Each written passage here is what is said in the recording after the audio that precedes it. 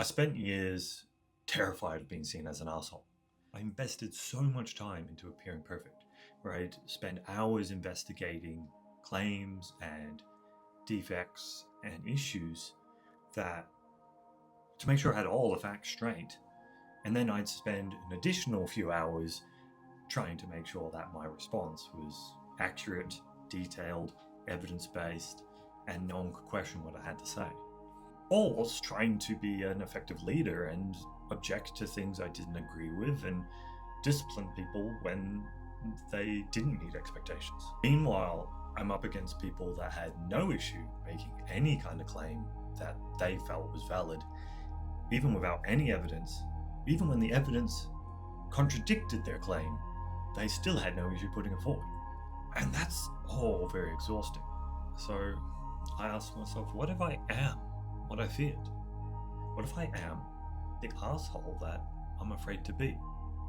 Not because I'm deliberately trying to be that way, but because I'm dealing with people and we have different points of view, different opinions.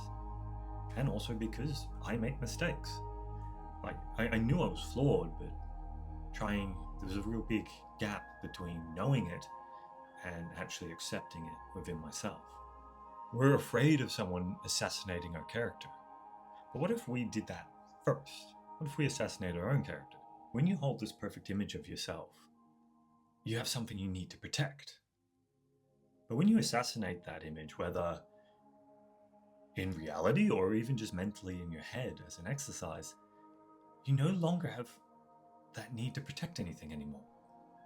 You're free.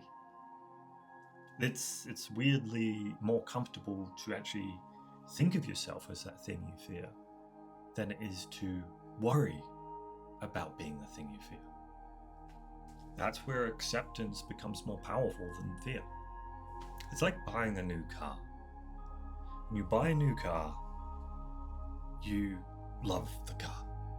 And you want it to be perfect and stay as perfect as possible for as long as possible. But one day it's gonna get a scratch. And usually that first scratch stings a bit. Your perfect image of a car is now in conflict with the reality. It has a scratch now. And that's really painful when that first happens.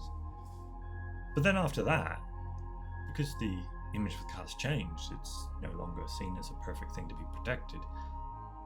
The second, third, fourth scratches don't feel the same. They don't hurt as much. What if we bought a car and decide to scratch it ourselves?